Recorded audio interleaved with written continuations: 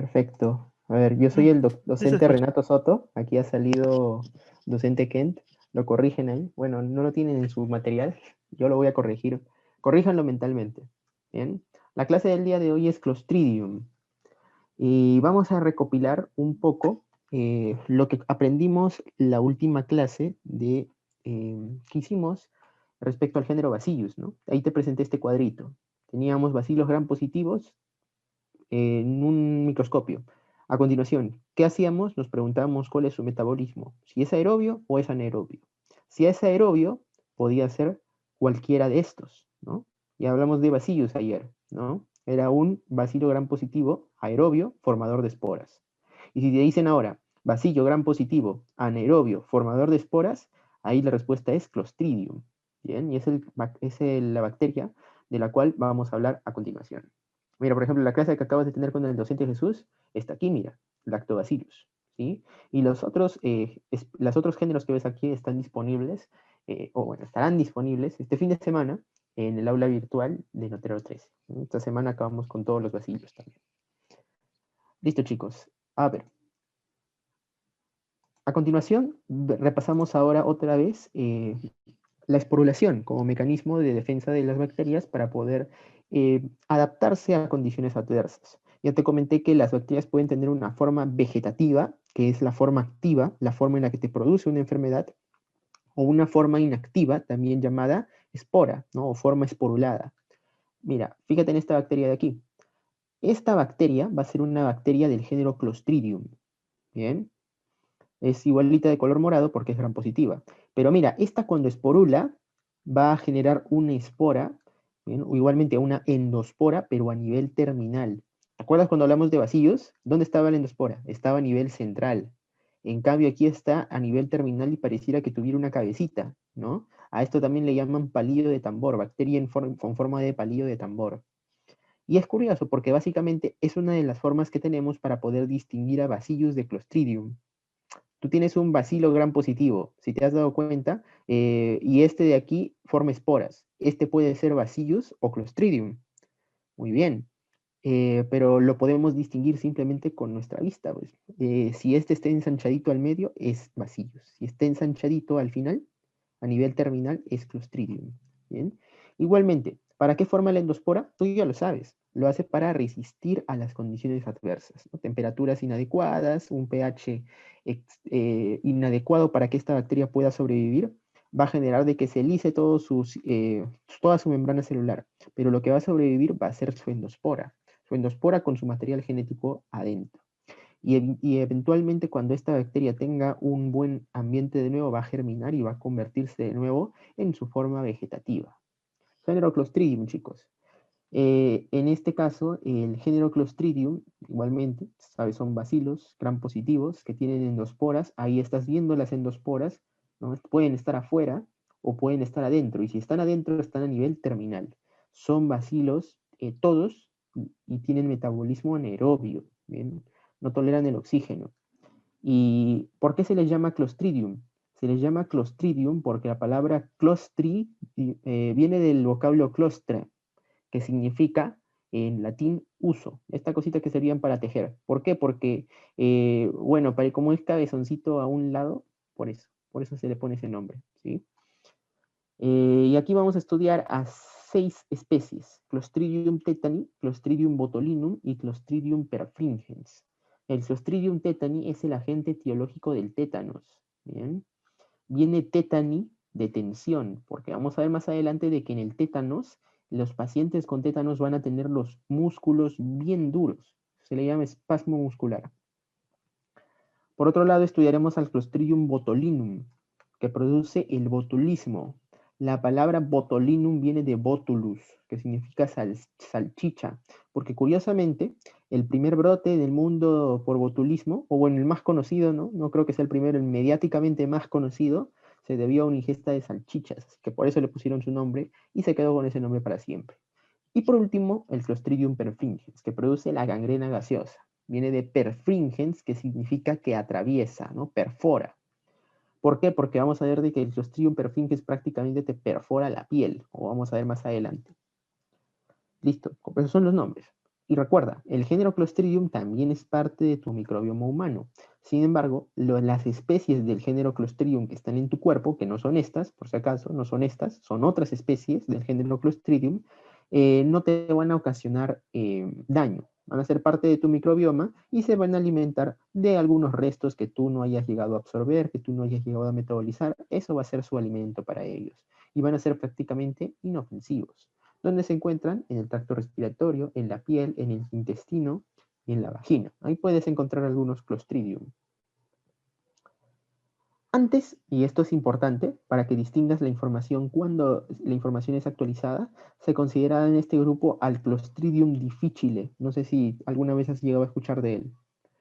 Muy bien, el Clostridium difficile, chicos, el 2015 dejó de pertenecer al género Clostridium y pasó a estar en un grupo separado que se le conoce como el género Clostridioides. Y eso es reciente, eso es reciente. Muy bien, Alejandro, es el agente de la colitis pseudomembranosa. Perfecto, pero si no es, ya no es más un Clostridium, ahora es una bacteria del género Clostridioides. Por eso, en la literatura, si tienes una literatura actualizada y lo vas a encontrar como Clostridioides difficile. ¿Bien? Y el género Clostridioides no lo vamos a ver hoy, lo vamos a ver el miércoles, con otro docente, chicos. Vamos a hablar del Clostridium tetani. Aquí está, te lo presento. Como ya te mencioné, tiene su espora terminal.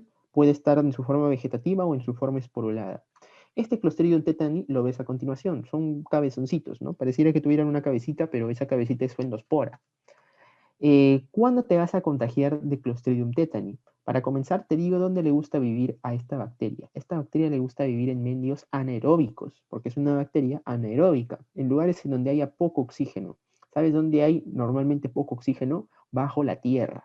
Bajo la tierra. Por eso, las personas que contaminan más por Clostridium tetani suelen ser agricultores, personas que están arando la tierra y de un momento a otro se raspan y como han estado en contacto con estos materiales que vienen de la tierra, por ahí puede ingresar el Clostridium tetani.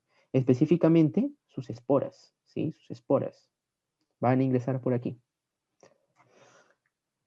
Y su forma, y bueno, dentro de tu cuerpo las esporas se van a reconvertir en sus formas vegetativas. Y su forma vegetativa, mira, tú has visto que en las anteriores clases te hemos descrito las principales estructuras del Clostridium tetani, ¿no? Sus factores de virulencia, pero prácticamente aquí solo hay dos, ¿no? Mira, no tienen cápsula, por eso es que tampoco te la he dibujado. Simplemente es un bacilo gram positivo con membrana pareto.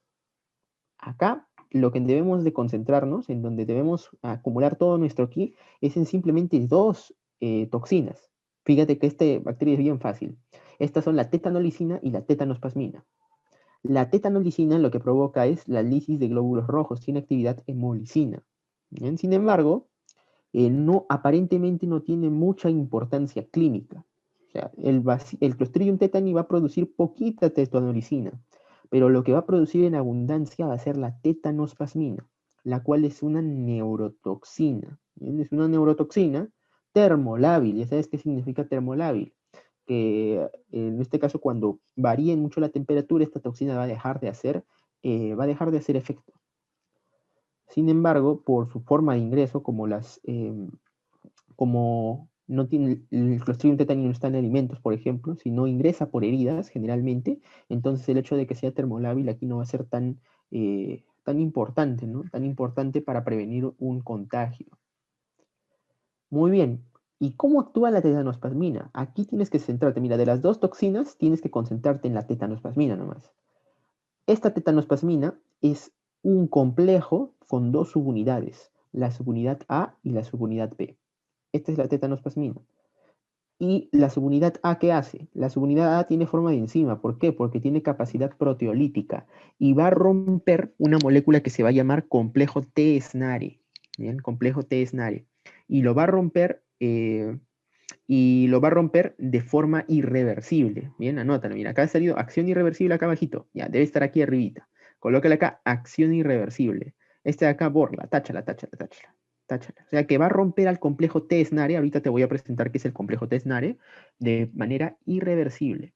Mientras que la subunidad B, ¿para qué nos sirve? Para mediar la adhesión a membranas celulares. Va a ser un pega-pega para las membranas celulares de las células de tu cuerpo. Bien. Y aquí está, mira, te presento. ¿Qué es esto? Esto de acá es tu músculo. Perfecto. Esta de acá es tu médula espinal. De tu médula espinal ha salido la motoneurona que va a llevar la inervación motora hacia tu músculo. En este caso, ¿qué músculo es? Es el bíceps, ¿no? Es un ejemplo de músculo, puede ser cualquier músculo de tu cuerpo. Muy bien. Mira, esta motoneurona, que es a propósito es la segunda neurona de la vía piramidal, ¿no? Recibe una orden de tu cerebro, ¿no? Tu cerebro le dice, segunda motoneurona, ahora que te despolarice. Se despolariza y viaja aquí el impulso y ella le dice a tu músculo, contráete, y tu músculo se contrae, ¿no? Eso es fisiología, creo que sí lo sabes. Pero mira, esta segunda neurona, justo antes de que salga de la médula espinal, mira, tiene una división que se regresa y hace sinapsis con otra neurona más, una neurona muy importante que se conoce como la célula de Renshaw. Y esta célula de Renshaw es una neurona inhibidora. Bien, eso es muy importante. Anótalo aquí. Es una neurona inhibidora. Por ejemplo, mira, tú quieres hacer una actividad súper fina, ¿no? Tú quieres hacer una actividad súper fina. Y bueno, las células de Renshaw van a mediar la afinidad de tus movimientos. Como decir, el cerebro quiere que se mueva tu mano para que tus músculos de tu mano para que hagas, por ejemplo, un dibujito. Pero ese dibujito tiene que estar exactito, ¿no? Tiene que estar exactito. El cerebro manda una señal, pero una señal, entre comillas, muy tóxica, muy tosca, ¿bien? Y tu segunda neurona está por mandar una señal también tosca, pero rápidamente esta de acá también, como ves, se divide, su axón se divide y manda la señal a una neurona inhibitoria. Y si esta señal es muy fuerte, esta célula de Renshaw le dice a la neurona, tranquila, tranquila, tranquila, ¿no? No te estás yendo muy fuerte, bájale un poquito a tu tono. Y por lo tanto el estímulo se hace un poquito más débil de tal manera de que tú puedas darle unos pequeños detalles, ¿no? Y poder alcanzar a hacer movimientos finos. Acuérdate que la célula de Renshaw no es la única involucrada en los movimientos finos, ¿no? Tiene esas otras estructuras como los ganglios basales, el cerebelo. Pero bueno, chicos, no es fisiología, ¿no? No quiero ahondar mucho en eso, pero lo que quiero que te entiendas muy bien es que la célula de Renshaw es una neurona inhibidora, ¿bien? Es una neurona inhibidora. ¿Y a quién inhibe? A la misma neurona que le está estimulando. Esta neurona estimula la célula de Renshaw y ella detecta cuando esta estimulación es excesiva y le manda una señal inhibitoria para que se tranquilice, entre comillas. ¿Bien? Más detalles en fisiología, chicos. También tenemos aquí un curso de fisiología en donde explicamos todo esto de una forma muy profunda, muy detallada. Pero mira, aquí vamos a hacer un zoom. Mira, esta verde de acá es la cabecita de la motoneurona, ¿bien? Y esto de morado es el axón de la célula de Renshaw. Entonces aquí colócale motoneurona y aquí colócale axón de la célula de Renshaw. ¿Y qué vamos a encontrar aquí? Acuérdate de que una neurona, las neuronas se comunican entre ellas por medio de neurotransmisores. Eso se le llama sinapsis química. Mira, tú sabes de que las neuronas, a través de su membrana celular, conducen el impulso eléctrico, ¿no? Conducen el impulso eléctrico a lo largo de la membrana celular. Cuando llega hasta el final, ¿no? Al final de la neurona, en la parte más distal de su axón, lo que hace es abrir un canal de calcio. El calcio cuando ingresa rompe a una molécula que está fijando a esta vesícula que tú ves aquí, que tiene neurotransmisores, la está fijando al citoesqueleto de la neurona. El citoesqueleto son filamentos de actina y esta molécula que está fijando esta vesícula se llama sinapsina. El calcio rompe a la sinapsina y esta vesícula pasa de ser una vesícula de reserva a ser una vesícula de ataque. Bien, lo importante que quiero que sepas es que esta vesícula que contiene a los neurotransmisores. Y fíjate, mira, una vez de que la vesícula ya está activa, lo que hace es unirse, mira, ¿ves estas cositas que están de rojito? Ya estas cositas que están de rojito se llaman sinaptorebinas, son proteínas. Bien, pero estas sinaptorebinas están tapadas están tapadas por esto que se llaman sinaptoficinas. Es como una botella y ahí tienes una chapa, ¿no? Una chapita. Ya está tapando a la proteína. La sinaptoficina está tapando a la sinaptorebina. Entonces el calcio también es capaz de romper a las sinaptoficinas. ¿Viste? La rompió. Y una vez que rompió a las sinaptoficinas, esta vesícula puede unirse a estos receptores que están al final de la neurona, que se llaman complejos T-SNARE. Bien, ahí está. Es el complejo T-SNARE, que es un complejo que está formado por dos proteínas, la SNAP25 y la sintaxina. Bien, entonces, todo lo que te he explicado, ¿para qué sirve? Para que esta vesícula llegue a la membrana celular. Y en la membrana celular va a formar un porito con unas proteínas llamadas sinaptotagminas, y este neurotransmisor puede salir al espacio sináptico. Y fíjate, el neurotransmisor que tiene la célula de Renshaw, porque acuerdas de que este axón es el de la célula de Renshaw, es un neurotransmisor llamado GABA. ¿Ya? GABA es un neurotransmisor inhibitorio, por eso es que esta es una neurona inhibitoria. Y este GABA, mira, viene a la motoneurona, ¿bien? Va a ir a la motoneurona, y fíjate, mira, va a llegar acá y se va a unir a un receptor que se llama receptor para GABA. Y cuando este receptor para GABA se une con el GABA, deja pasar cloro. Y el cloro es un ion que va a hiperpolarizar a la motoneurona. ¿Qué significa eso? Que la va a inhibir.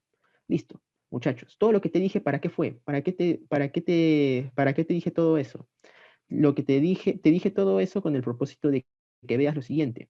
Cuando tú te haces una herida, acá, mira, vamos a poner acá una herida, te has hecho una herida ahí con un clavito y por ahí entró el Clostridium tetani, entonces el Clostridium tetani se va a meter a tu motoneurona, ¿bien? Se va a meter a tu motoneurona y va a comenzar a viajar, alrededor de todo el axón y va a ser un transporte, si te has dado cuenta, hacia atrás, hacia la médula espinal.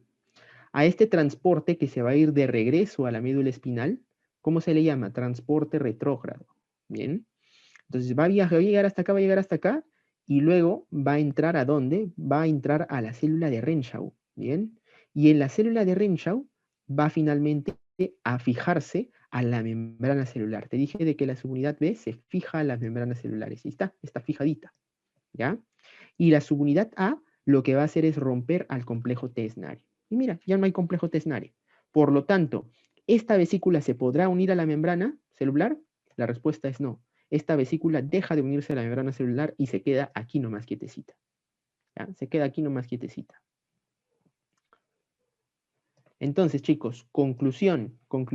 ¿Qué hace entonces la tetanospasmina? Lo que hace es clivar al complejo T-SNARE y por lo tanto estas vesículas ya no pueden llegar hasta aquí. Ya no pueden llegar hasta la neurona postsináptica o a la motoneurona, como quieras llamarle. Y por lo tanto, ¿qué va a pasar ahora? Esta va a dejar de unirse al neurotransmisor y por lo tanto no va a dejar pasar cloro y por lo tanto esta neurona ya no va a estar inhibida. Acuérdate que la célula de Renshaw inhibía a la motoneurona. Por lo tanto, esta ya no va a estar inhibida y va a comenzar a mandar estímulos fuertes. ¿Te acuerdas que la célula de Renshaw la modificaba para que no mandara estímulos muy fuertes? Muy bien, ahora ya no hay nadie quien la inhiba. Por lo tanto, esta motoneurona se va a descontrolar y va a comenzar a mandar impulsos eléctricos de manera muy constante y de manera muy potente, entre comillas. ¿Bien? Entonces, chicos, todo lo que te he explicado está aquí. Mira, endocitosis por la motoneurona, es decir, que la motoneurona, esta de acá, endocita a la tetanospasmina, ¿bien? O sea, y de ahí la va a transportar retrógradamente. ¿Hasta dónde? Hasta llegar a la célula de Renshaw. Y en la célula de Renshaw, la subunidad B se fija a la membrana. La subunidad A rompe al complejo T-SNARE. Y por lo tanto, si ya no hay complejo T-SNARE, la vesícula ya no se puede unir a la membrana. Los neurotransmisores no salen. Entonces ya no se libera el neurotransmisor GABA, ¿no? Por la célula de Renshaw. Luego se pierde entonces la inhibición de la motoneurona y se va a generar finalmente, ¿qué cosa? Se va a generar una parálisis espástica, porque como te dije, esta neurona ya no va a tener nadie que la inhiba, se va a descontrolar. Y cuando se descontrola, va a mandarle señales de despolarización a este músculo que lo van a mantener constantemente contraído, ¿bien? Tú vas a querer mover ese músculo y no vas a poder porque ese músculo está contraído, recontra duro. A eso le vamos a llamar parálisis espástica. ¿Ya, chicos? En semiología te van a explicar cómo evaluar una parálisis espástica, pero por ahora quiero que sepas de que es un músculo que está muy duro, ¿sí? Muy duro. Chicos, esto de aquí es lo que produce el tétanos, como te dije, contracciones excesivas, ¿sí? ¿Cómo diagnosticas el tétanos? Así, precisamente por esas contracciones, esta vez. Tienes que ubicar en tu paciente que ha tenido contacto, por ejemplo, con una lesión de heridas recientemente, es agricultor, ya pues te hace sospechar y está teniendo contracciones excesivas en varios músculos de su cuerpo. Ah, tiene historia de heridas y tiene contracciones. eso de repente es un tétanos. ¿Por qué? ¿Por qué es clínico? Porque estos, como te mencioné, son anaerobios. Por lo tanto, va a ser muy complicado de que crezcan en cultivos. Son muy sensibles al oxígeno. Si tienen oxígeno, entonces no crecen. No crecen. Por lo tanto, diagnosticarlos por esos medios va a ser muy complicado. Básicamente, tienes que conocer cómo se produce esta enfermedad para poder diagnosticarlo en un paciente. Y como te dije, la clínica va a ser así, músculos muy contraídos. Si el que se contraen son los músculos maceteros, a eso se le va a llamar trismus. Si lo que se contrae son los músculos del dorso, por ejemplo, mira, los músculos del dorso están bien contraídos, eso se le llama opistótonos, y mira, puede llevarte a esto, a una contracción excesiva de los músculos del dorso. ¿Bien? Y te doblas, ¿no? Te doblas y vas a tener en esta zona, en la zona de la espalda, una concavidad, ¿no? Una concavidad. Muy bien, chicos, eso se le llama opistótonos, ¿bien? Felizmente ya no se ve esto, ya se veía antes, pero desde que se ha conocido un tratamiento adecuado ya no se observa ya. Y por último, puedes contraer también los músculos faciales y vas a hacer como si estuvieras sonriendo, ¿no? Parece que estuvieras sonriendo, pero en realidad se han contraído todos los músculos faciales, se han construido los músculos frontales, los risorios, los elevadores, todo, todo, todo. Y eso se le va a llamar risa sardónica, porque el paciente parece que se está riendo, pero no, es porque todos sus músculos faciales se están contrayendo. Chicos, cuando pasa todo esto a la vez, a eso se le llama tétanos generalizado. ¿Bien? Pero si tuvieras de repente un solo músculo que está contraído, el resto no, muy raro, pero puede pasar, a eso se le llama tétanos localizado. Y si pasa en los neonatos, tétanos neonatal. Bien, chicos, esa es la clínica del Clostridium tetani. ¿Cómo lo tratas? Sencillo. Si te haces una herida, esa herida hay que limpiarla. ¿Bien? ¿Por qué? Porque ahí están las esporas. Entonces limpias tu herida. ¿Bien? Tienes que dar antibióticos, ¿para qué? Para eliminar a las formas vegetativas. Estos son los antibióticos que pueden luchar contra el Clostridium tetani. ¿Bien? ¿Qué más? Puedes vacunar al paciente con la inmunoglobulina tetánica. Es decir, este de acá vas a darle al paciente anticuerpos, anticuerpos que tapen a la subunidad A específicamente, y esta ya no puede ejercer su acción tóxica sobre las neuronas. ¿Bien? Y bueno, también existe la vacunación con el toxoide tetánico. Es decir, te colocan una cepa de tétanos inactiva, ¿no? Inactiva, y tú adquieres inmunidad. ¿Sabes por qué? Porque después de que te infectas con el tétanos, igualmente no sigues inmune. O sea, es una infección que no provoca de que tú produzcas anticuerpos. Entonces, lo que te colocan es el toxoide tetánico, ¿no? Esto de acá específicamente. Una subunidad A, pero con poca actividad neurotóxica, ¿eh? Con poca actividad neurotóxica. Ha sufrido modificaciones, es un toxoide. No te colocan a la bacteria. En un momento te dije cepa, ¿no? No, no te colocan a la bacteria, te colocan una toxoide, que es una toxina modificada. ¿Bien? Y bueno, con la toxina modificada ahí sí puedes generar inmunidad. Y por último, relajantes musculares. ¿Sabes por qué? Porque así como se contraen todos estos músculos, también se pueden contraer tus músculos respiratorios excesivamente y ya no vas a poder respirar.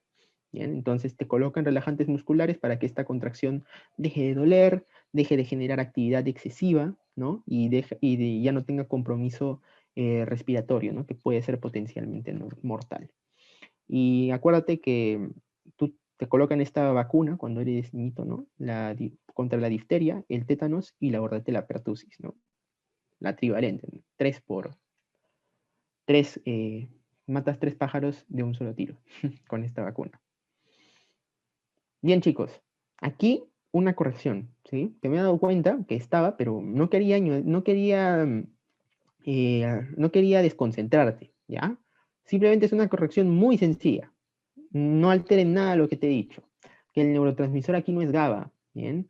El neurotransmisor es glicina, anótalo. Y este receptor de acá será el receptor de glicina, ¿ya? Por favor, colócalo. Las células de Renshaw que van a utilizar para inhibir a las motoneuronas van a utilizar glicina. Y con eso, chicos, toda la diapositiva es lo esencial que debes de saber del tétanos. ¿Bien? Por favor, corrige en tu material, hay un poquito de Wikipaper y colócale ahí ausencia de liberación de glicina por las células de Renshaw. Igualito acá, el receptor es el receptor glicinérgico, ¿bien? O receptor de glicina, simplemente. Muy bien, chicos. Clostridium botulinum. Vamos bien, creo, de tiempo. Estas bacterias sí son un poquito larguitas. Pero mira, el Clostridium botulinum también es chévere. Porque mira, va a tener una toxina que se va a llamar la toxina botulínica. Y esta toxina botulínica también es neurotóxica. Y tienes bastantes tipos de toxinas botulínicas. Tienes la toxina botulínica tipo A, que es de la cepa A del Clostridium botulinum, la toxina botulínica tipo B, que es de la cepa B del Clostridium botulinum. Sin embargo, así como hay varias, las más frecuentes son la A y la B. ¿Bien? Y el efecto final, ¿cuál va a ser de estas toxinas botulínicas? ¿Te acuerdas que la toxina del tétanos, la tetanospasmina, te provocaba una contracción muy fuerte? La toxina botulínica va a hacer lo contrario, va a inhibir la contracción, va a hacer de que la contracción esté débil. Y por eso es de que tiene una aplicación cosmética. ¿Has escuchado hablar del Botox? ¿Quién se coloca Botox en la cara? Las mujeres que quieren borrarse las arrugas, ¿no? Y bueno, y también los varones. No hay por qué ser así. Algunos varones también se pueden colocar Botox, ¿no? El punto es, ¿las arrugas por qué se forman? Las arrugas se forman por la contracción de los músculos faciales, chicos.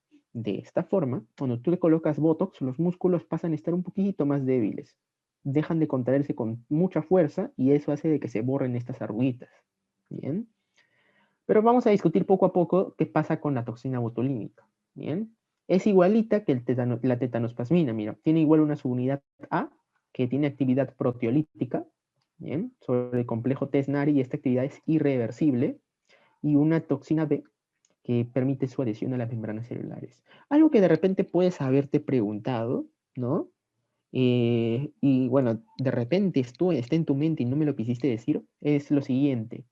Si estas tienen actividad irreversible, ¿bien? Si tienen actividad irreversible, entonces eso quiere decir de que yo muero, ¿no? O sea, ya nada me puede recuperar mi neurona, ¿no? Y la respuesta es que tus neuronas tienen la capacidad de restablecer nuevos terminales axonales. ¿Bien? La neurona, si muere la neurona, entonces la neurona no se regenera, correcto. Pero las neuronas no van a morir por estas toxinas, chicos. Las neuronas simplemente van a hacer de que sus complejos TESNARE sean inservibles. Pero eso no quiere decir de que la neurona no pueda sintetizar nuevos complejos TESNARE. Pero eso va a tomar su tiempo. ¿Bien? Por eso es de que durante todo el proceso de tratamiento, en realidad, ¿qué está pasando? Estamos luchando contra los Clostridium, luchando contra sus toxinas, mientras que tú también estás poniendo de tu parte, estás haciendo de que tus neuronas vuelvan a sintetizar complejo TESNARE que te rompieron, ¿no? Te rompieron irreversiblemente. Entonces, hasta que produzcas nuevos complejos TESNARE, no vas a estar sano, ¿ya? Porque estos de aquí tienen la capacidad de romperlo de forma irreversible. Recuerda eso. Chicos, el Clostridium botulinum igual es ubicuo, los encuentras en bastantes lugares, pero en particular el Clostridium botulinum va a estar asociado al consumo de comida enlatada. ¿Por qué comida enlatada? Porque la comida que está enlatada también tiene condiciones anaerobias. Está con alta presión, no está en contacto con la atmósfera, entonces este va a ser un bonito lugar para que crezcan los Clostridium botulinum, bacilos anaerobios. ¿Bien? Entonces, consumiste un atún, por ejemplo, que estuvo guardado mucho tiempo y te va a dar una enfermedad llamada botulismo alimentario. ¿En qué consiste el botulismo alimentario? En que tú vas a ingerir las toxinas, ¿ya?, del Clostridium botulinum. Es decir, vas a ingerir la toxina botulínica que estaba acá, ¿bien?, en el atún. ¿Y cuál es el problema con esa toxina? Mira, esa toxina va a ingresar por la vía digestiva, ya no va a ingresar por una herida. Primera diferencia con la tetanospasmina. ¿Bien? Y va a llegar, va a cruzar tu membrana y va a viajar por tu sangre. Va a viajar por tu sangre y finalmente ¿a dónde va a llegar? Va a llegar a los músculos. Vamos a estar acá. Por eso, mira, ahora aquí está el zoom. Técnicamente aquí prácticamente no interviene la médula espinal, solo te la he puesto para utilizar el mismo dibujo y que la diferencies con la tetanospasmina. Estamos aquí, en los músculos. Y mira, este músculo de acá lo ampliamos. ¿Y qué observamos? Vamos a observar a la motoneurona, ahora al axón de la motoneurona, que está aquí. ¿Y esto de aquí qué es? Es el músculo. Esta es la unión neuromuscular. La unión entre el axón de la motoneurona y la célula de muscular, que provoca la contracción del músculo. Mira, ¿qué pasaba en el músculo? Lo mismo. No te he puesto los nombres porque, mira, son los mismos elementos. Aquí, ¿cuál va a ser el neurotransmisor? El neurotransmisor va a ser la acetilcolina. Bien. Cuando la acetilcolina sale, se va a unir al receptor nicotínico, que es un receptor de acetilcolina. Y este receptor nicotínico, cuando recibe a la acetilcolina, va a dejar pasar sodio. Bien. El sodio va a provocar la despolarización del músculo, que va a ocasionar finalmente de que este músculo se contraiga, ¿bien? Entonces tú para mover cualquier músculo de tu cuerpo, tu bíceps, tu tríceps, lo que tú quieras, tiene que ingresar sodio, ¿no? Y este sodio ingresado por orden de la acetilcolina, y esta acetilcolina ingresado por orden de tu neurona. Muy bien, chicos. Ahora va a venir la toxina botulínica aquí, al músculo, a todos los músculos de tu cuerpo, a cualquier músculo de tu cuerpo puede llegar, y va a romper aquí al complejo T-SNARE, y lo rompió. Por lo tanto, este vesícula con los neurotransmisores acetilcolina ya no va a llegar a membrana, en, la, en el músculo ya no vamos a encontrar la acetilcolina, y por lo tanto estos receptores van a estar apagados, van a estar inactivos. Bien, listo, nos quedamos aquí, nos quedamos aquí. Chicos, eso es todo. Ese es el resumen de todo lo que pasa. La toxina se va a localizar en la unión neuromuscular. Va a llegar aquí por sangre, básicamente. ¿Y va a sufrir transporte retrógrado? La respuesta es no. ¿Eso de quién es? Eso es de la tétanos-plasmina. Ahí se va a quedar nomás. Va a unirse por la subunidad B y va a clivar al complejo T-SNARE por la subunidad A. ¿Bien? Inhibe la liberación de la acetilcolina, y la acetilcolina, ¿qué hacía? Ordenaba al músculo que se contraiga. Por lo tanto, este músculo ya no se va a contraer, ausencia de contracción por falta de ingreso de sodio. Y esto va a ocasionar una parálisis también. Parálisis simplemente de que tu músculo no funcione, pero esta parálisis va a ser flácida, no va a ser como la anterior, como la del Clostridium tetani, que era dura, ¿no? Tu músculo no se podía mover por la dureza que tenía y aumentó el tono muscular. Aquí el tono muscular se perdió y tus músculos están flácidos, todo enclenques. Bien.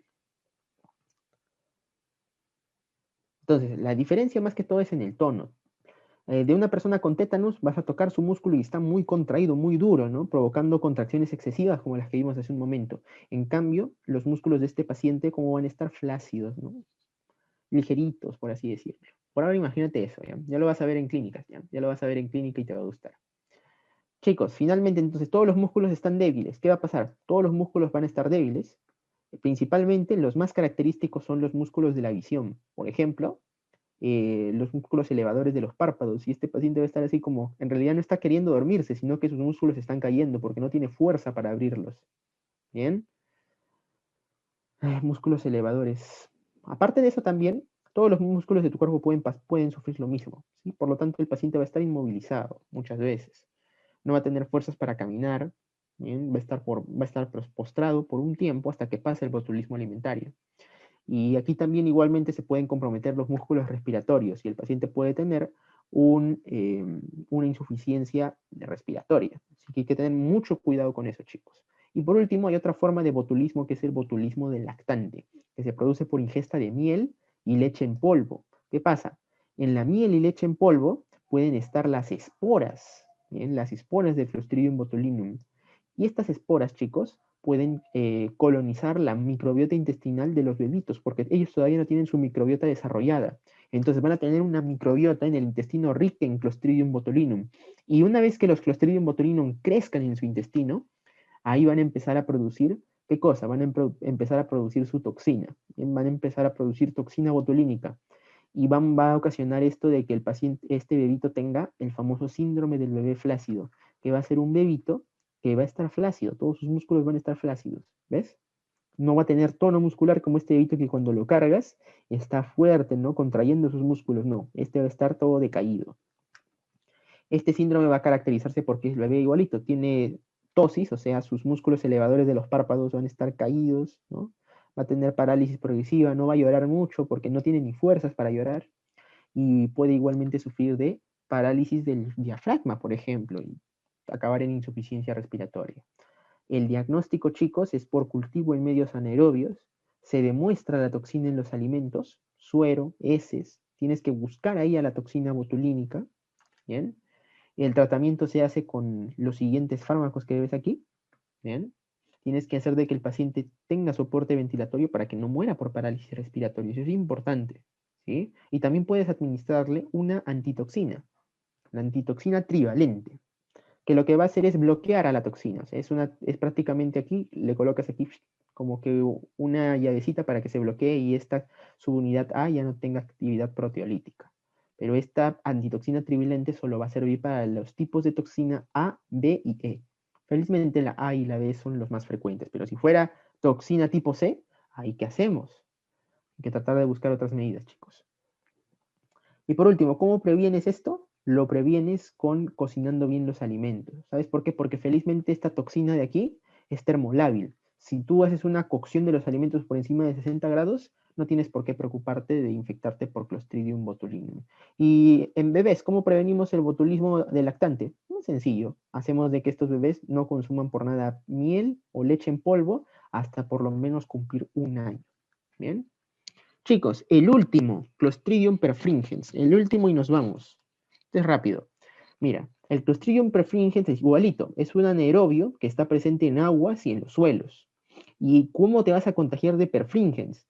Principalmente por eventos traumáticos, igual que el tétano, por una herida, ¿no? Y por ahí entró el Clostridium perfringens. Pero también este lo puedes adquirir por medio del consumo de carnes mal cocidas. O sea, tiene un poco del botulinum, que acuérdate, el botulinum es por alimentos, ¿no? Y un poco del tétano, que era por eventos traumáticos. Así que es una mezcla de los dos. Así es como te debes acordar del perfringens. ¿Bien? Y va a tener incluso características distintas al resto de las bacterias que pertenecen al género Clostridium. Mira, este tiene su cápsula, a diferencia de los otros. Y ese también no forma muchas esporas. Puede formar esporas, pero no tiende a hacerlo, a diferencia de los anteriores. Y va a producir un montón de toxinas, las cuales, las más importantes, están enumeradas a continuación. La que quiero que conozcas muy bien es la toxina alfa, porque es una toxina con actividad fosfolipasa. ¿Qué quiere decir? Que degrada fosfolípidos. ¿Dónde tenemos bastantes fosfolípidos? En las membranas celulares. Por lo tanto, si esta toxina alfa se acerca a un petrocito, lo rompe. Si se acerca a una plaqueta, la rompe. Si se acerca a un glóbulo blanco, lo rompe. Y si se acerca a una célula endotelial, muy importante, la rompe también. Y ahorita vamos a ver que eso pasa, ¿sí? Eso pasa y va a provocar una destrucción de todos los tejidos, porque todos los tejidos tienen células endoteliales, todos los tejidos están irrigados. Y mira, ¿a qué tejido va a ir en particular? Al músculo. Y en el músculo va a provocar una mionecrosis clostridial. Quiere decir que mueren las células del músculo por culpa de esta toxina alfa. ¿Bien?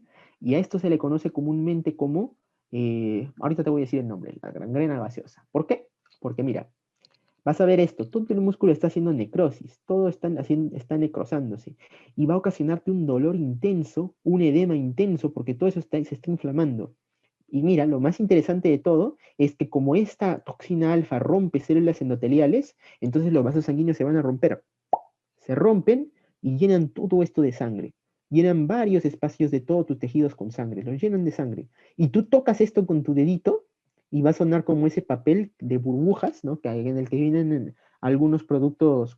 ¿No has visto ese papel de burbujas que tú rompes? Ya, igualito. Va a sonar así. A eso se le llama crepitación. ¿Bien? Crepitación. Y producto de esta crepitación es porque le recibe ese nombre, pues, gangrena gaseosa, porque parecen burbujas de gas. ¿Bien? Entonces, porque el tejido está siendo destruido, chicos. ¿Sí? Y aparte esto tiene un olor desagradable y como el dolor, el edema es tan intenso, la inflamación es tan intensa, eso puede liberar una gran cantidad de citoquinas a tu sangre que van a acabar por llevarte a un shock séptico y te pueden matar.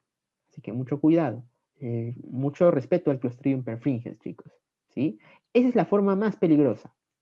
¿Y esto por qué pasa? Porque ingresa, particularmente la gangrena gaseosa se produce, ¿por qué? Por eventos traumáticos, ¿sí? No lo olvides.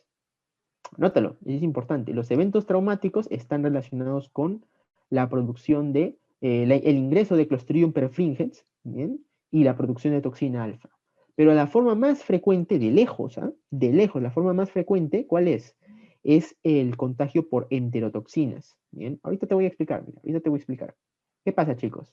A veces tú consumes, eh, en este caso tú vas a consumir principalmente la enterotoxina preformada del Clostridium perfringens.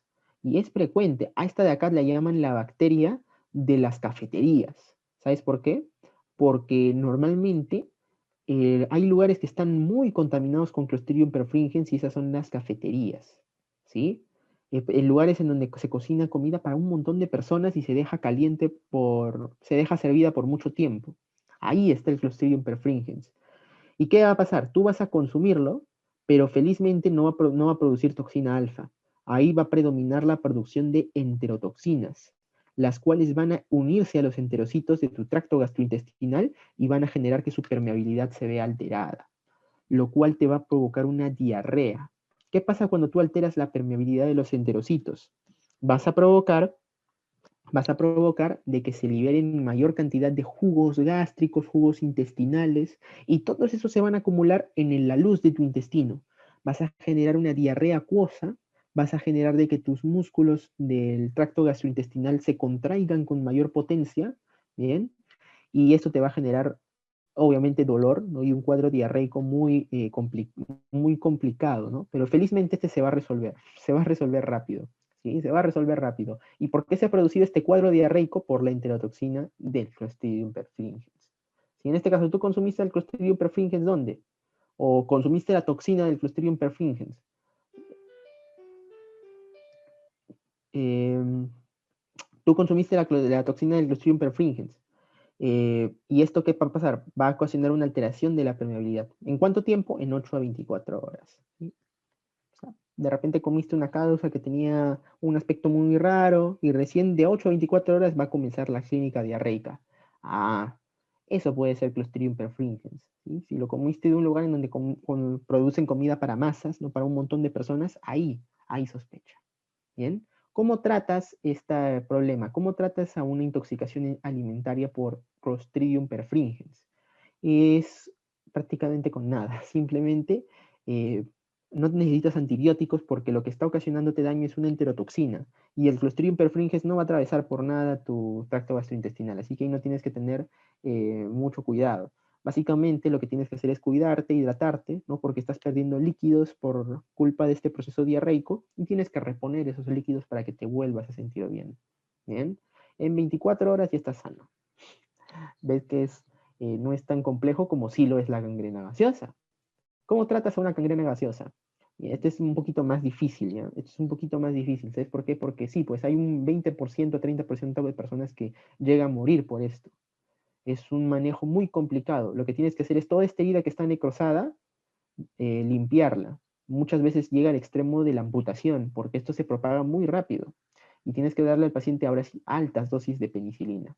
¿Bien? Porque el Clostridium está aquí, en tu tejido, y tienes que sacarlo de ahí definitivamente. ¿Bien, chicos? Por último, un detalle extra es que el Clostridium perfringens está presente en las heridas contaminadas, en el pus, en los alimentos, ¿bien? Y tienes que detectarlo ahí para poder diagnosticar que tu paciente tiene Clostridium perfringens. Y esto se va a hacer por medio de cultivos que estén libres de oxígeno. Mira, ahí está el cultivo bien tapadito. ¿Por qué? Porque estos son anaerobios, ¿bien? Y puedes utilizar medios enriquecidos como el medio con tioglicolato, en el cual el Clostridium perfringens suele crecer. Y como ves, el cultivo va a producir hemólisis, un dato interesante, y también vas a visualizar finalmente este cultivo en una tinción Gram y vas a poder visualizar ahí a los Clostridium perfringens como bacilos gram positivos. A veces vas a encontrarlos con sus endosporas terminales, ¿no? Ya te dije de que no tiende a formar esporas, así que posiblemente no los encuentres así. Bien, listo chicos. Eso ha sido todo por el día de hoy. Si tienen alguna pregunta, estaría feliz de que me lo puedan hacer. ¿Sí? No te mencioné a la toxina beta y a la toxina gamma y a la toxina iot, es porque son en realidad menos importantes. ¿Sí? En particular, la que quiero que recuerdes es la toxina beta. ¿Sabes por qué? Porque la toxina beta está asociada a la enteritis necrosante. Así como hay gangrena gaseosa que es principalmente en músculos, también se ha descrito una enteronecrosis clostridial, que es la enteritis necrosante que ha sucedido muy pocas veces. Solo han habido 2 brotes en el mundo. Y por lo tanto, no hay que estar muy preocupados por ello. ¿Sí? Bien, chicos, conclusiones de la clase. Clostridium tetani genera una toxina llamada tetanospasmina, que provoca parálisis espástica. Clostridium botulinum genera una toxina llamada toxina botulínica, que provoca parálisis flácida. Clostridium perfringens provoca gangrena gaseosa a través de su toxina alfa y provoca intoxicación alimentaria a través de su enterotoxina. Son 3 datos importantes que tienes que llevarte de la clase del día de hoy. ¿Listo, chicos? Nos quedamos para tomar lista, por favor.